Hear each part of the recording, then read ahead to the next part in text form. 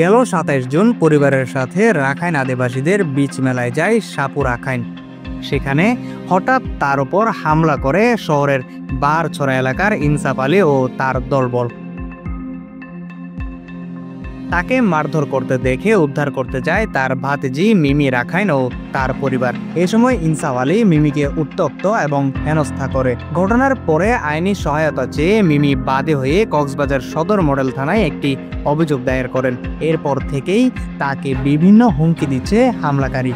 ২৭শে June রাখাইনদের আদিবাসী বীজ মেলা হয়, তখন আমি আমার ফ্যামিলি বীজ মেলাতে অংশগ্রহণ করতে যাই। হঠাৎ দেখে আমার চাচুকে ইনসাফ নামে এক ছেলে অনেক মারধর করে। তখন আমি ইনসাফ ছেলেটাকে অনেক রিকোয়েস্ট করছি। রিকোয়েস্ট করার পরও নানান জঘন্যভাবে আমার চাচুরে পিটানো হয়। তখন আমার ফুফি, আমি, আমার মা সহ এগিয়ে যায়।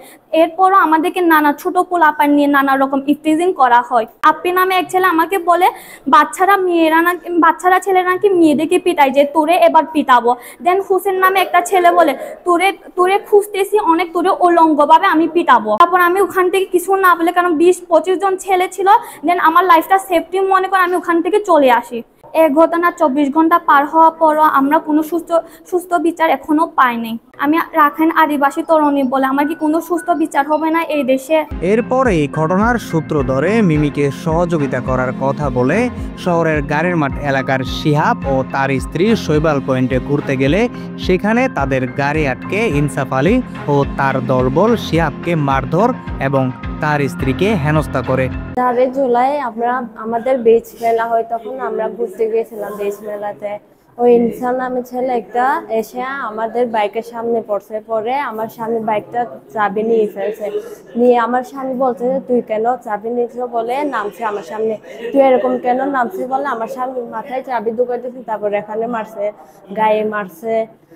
তারপরে আমাকেও মারতে চেষ্টা করছিল, আমাকে মারতে পারেনি, আমি মেয়ে যে। তারপর লোকজনও ছিল, তো তারপর আমার স্বামী চিল্লাচিল্লি করে লোকজন জড়ো হয়ে আমার স্বামীকে বাঁচাইছিল। ভুক্তভোগী শিহাব বাদী হয়ে কক্সবাজার সদর মডেল থানায় আরও একটি অভিযোগ দায়ের করেন। শিহাব বলেন, সে এবং তার স্ত্রী শৈবাল পয়েন্টে ঘুরতে বের হওয়ার সময় হঠাৎ ইনসাফ আলী নামের এক ব্যক্তি এসে মোটরসাইকেলের চাবি নিয়ে নেয়। পরে তাকে হামলা করে। এরপর তাদের চিৎকার শুনে স্থানীয়রা এগিয়ে এসে তাদের উদ্ধার করে। আমি আমার ওয়াইফকে নিয়ে শৈবাল পয়েন্টে ঘুরতে গিয়েছি। ঘোরাঘুরি করে আমরা চলে আসতেছি। চলে আসার পথে সে কিছু ২০-৩০ জন পোলাপাইন নিয়ে আসে, আমাকে দাঁড়াইতে বলছে। আমি দাঁড়াইছি। দাঁড়ানোর পরে সে আমাকে বলতেছে গাড়ির চাবি নিয়ে নিছে। আমি বলতে ভাই আপনি আমার গাড়ির চাবি কেন নিচ্ছেন? বলতে তুই আমার ব্যাপারে মানুষকে কি বলছিস? আমি বলছি আমি কেন মানুষকে কি বলবো? মানুষকে কি বলছি এটা আপনি আমাকে বলেন। যে আমার গাড়ির চাবিটা, এই চাবি নিয়ে আমার মাথায় গায়ে মারে, আমার মাথা ফেটে দিছে, আমার এখানে ফেটে দিছে। ফেটে দেওয়ার পর আমার গাড়ি ছিনিয়ে নিয়ে চেষ্টা করছে। ওখানে আমি অনেক চিল্লাচিল্লি করছি। চিল্লাচিল্লি করার পরে লোকজন জড়ো হয়েছে। আমি এটা সুষ্ঠু বিচার চাই, এটা আমি এখনো বিচার পাইনি। এই বিষয়ে অভিযুক্ত ইনসাফ আলীর সাথে মুঠোফোনে যোগাযোগ করা হলে তিনি বলেন, শিহাবের ঘটনায় কোনো নারী ছিল না। ওইখানে কোনো মেয়ে ছিল না, ওইখানে ঘটনাতে বলছেন। এই দুই ঘটনায় থানায় অভিযোগ করা হলেও এখনো কোনো আইনি সহায়তা পায়নি ভুক্তভোগী দুই পরিবার।